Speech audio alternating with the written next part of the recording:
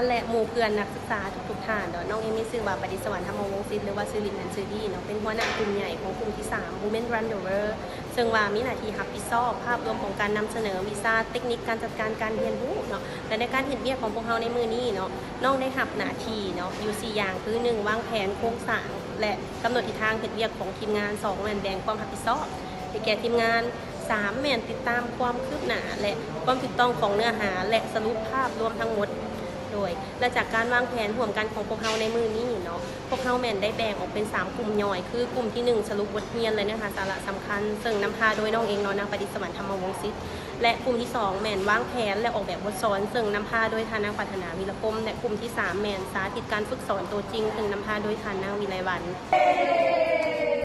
สบายดีอาจารย์และหมู่เพื่อนทุกๆคนน้องซื้อว่าปรารถนาวิรพมเป็นตัวแทนจากกลุ่ม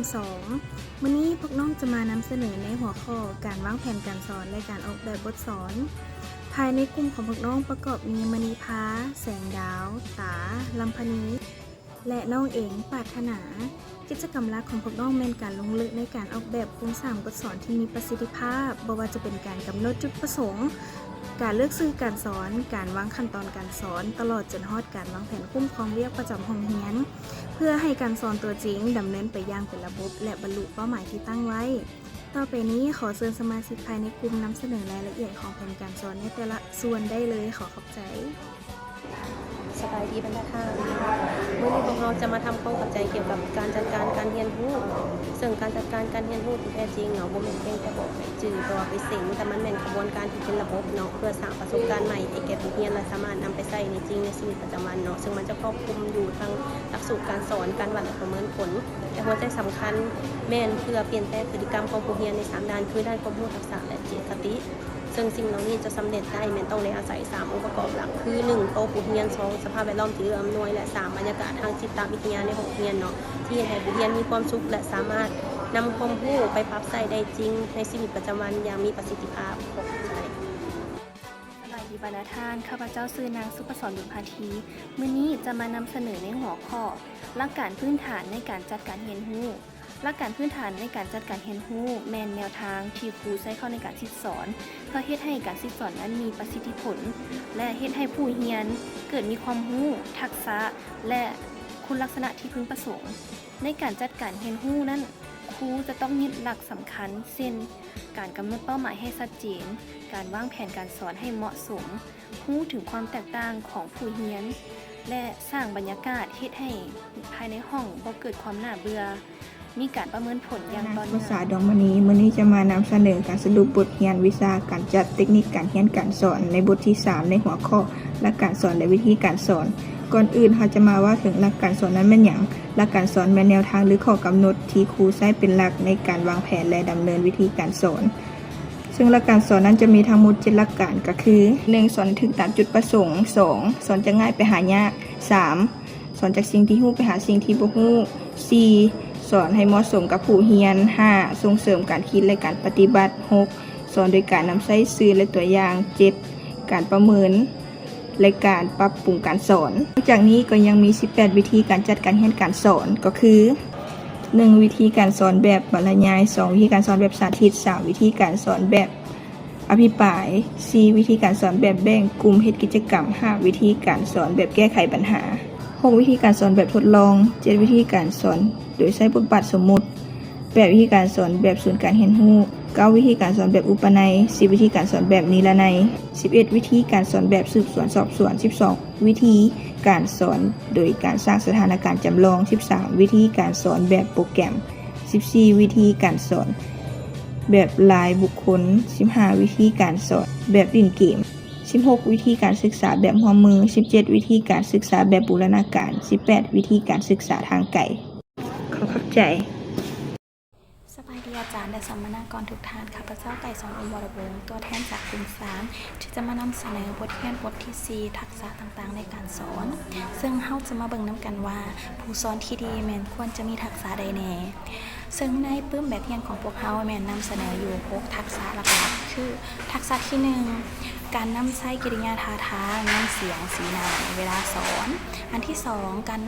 ตั้งคำถามอยู่ในห้องเรียนซึ่งคำถามนี้แม่นเราจะแบ่งออกเป็น2ประเภทหลักๆก็จะมีคำถามปลายเปิดและคำถามปลายปิดส่วนอันที่ 3แม่นจะเป็นทักษะการนำใช้สื่อการสอนเขาในการสอนบ่ว่าจะเป็นรูปภาพวิดีโอ PowerPoint หรือว่าปื้มเอกสารต่างๆส่วนทักษะที่ 4แม่นจะเป็นทักษะการนำใช้กระดานในอันที่ 5จะเป็นทักษะการอธิบายและการเดาเรื่องส่วนสุดท้ายสุดแม่นจะเป็นทักษะการสร้างความสนใจอยู่ในห้องเรียนซึ่งบรรดาทักษะเหล่านี้แม้มีความสำคัญและจำเป็นสำหรับผู้สอนเพื่อจะจัดการเรียนการสอนให้มีประสิทธิภาพที่สุดและให้นักเรียนได้รับผลประโยชน์อย่างเต็มเม็ดเต็มหน่วยในการเรียนใช่ สวัสดีข้าพเจ้าวันคำจะมาสรุปบทเรียนซึ่งมี3หัวข้อหลักดังนี้ 1. การวางแผนการสอนแม่นการเตรียมพร้อมล่วงหน้าเพื่อให้การเรียนการสอนบรรลุเป้าหมายอย่างมีประสิทธิภาพสิ่งที่ครูต้องเก็บแม่นข้อมูลเช่นหลักสูตรปื้มแบบเรียนจิตวิทยาของนักเรียนและสื่อการสอนนอกจากนี้ยังต้องคำนึงถึงองค์ประกอบต่างๆเช่นจุดประสงค์เนื้อหากิจกรรมและการวัดประเมินผลเพื่อให้แผนการสอนในห้องเรียนมีความสมบูรณ์แบบ 2. รูปแบบการจัดตั้งการสอนและการแต่งบทสอนการสอนที่มีคุณภาพต้องมีรูปแบบที่เหมาะสมซึ่งรูปแบบที่นิยมใช้แม่นรูปแบบการจัดตั้งสิทธิสอนแบบบทสอนผสมในบทนี้ได้แนะนำการแต่งบทสอนหลายวิธีเช่นหางบทสอนแบบ5 บาท 9หางบทสอนแบบ4ขั้นตอน7ห้องตารางและวิธีที่ทันสมัยคือ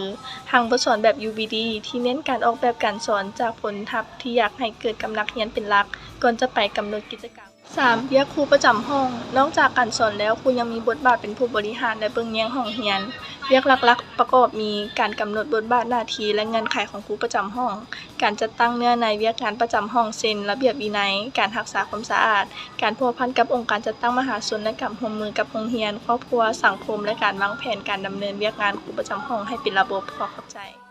สบายดีข้าพเจ้านางบัวรภาสิบุญทันจะมานำเสนอแผนการสอนวิชาภาษาลาวชั้นประถมศึกษาปีที่ 2 ของบทที่ 4สบายดีข้าพเจ้าชื่อนางแสงดาวศรีบุญทัน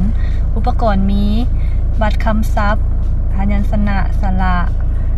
เจียและปื้มแบบเฮียน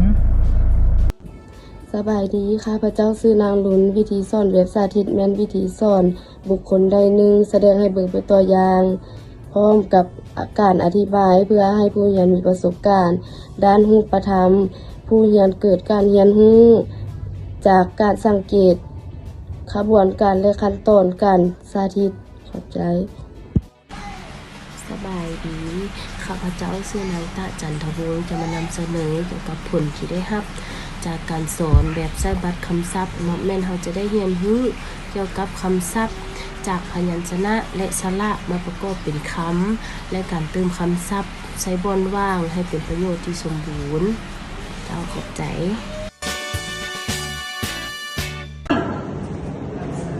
สบายดีเฮียนทุกคนสบายดี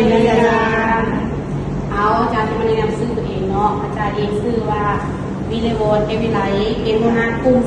3จะมาพันทฤษฎีการสอนฝึกอบรมการสอนเนาะสกูจิมาสอนวิชาภาษาลาวบทที่3สมุนและสมุนเนียนบทที่3คือตรงที่4เกี่ยวกับวิชาสโลเกี่ยวกับหัวข้อในสรุปที่มีตัวสะกดเนาะถ้าอะไรมีเบอร์อะไรเบอร์ตามปึ๊บเลยอันนี้บัตรคำมุสกูจะมีสอเป็นบ่จะมีสอยุดจะมียอยุงเนาะยอยุงแล้วก็จะมีดอสรุปดอแล้วก็จะมีสาระอุหัวเนาะแล้วให้ประหลาดสังเกตรูปภาพว่าสอนมีรูปมันว่าอย่างเซนตัวอย่างรูปว่าอย่างแม่มาถามเนาะว่ารูปว่าอย่างแล้วมันจะมีอยู่นี้สอนอสรุปดอสรุปนอมาถามว่ารูปว่าอย่างรูปมันว่าอย่าง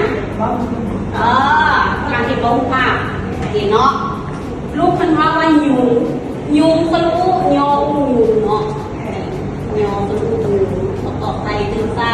แล้วเล่านั้นโตใหญ่หยังเนาะยุงตัวน้อยตัวใหญ่ใหญ่ที่สุดเนาะไอ้โบราณเบิ่งตามปุ๊บค่ะดูเบิ่งตาม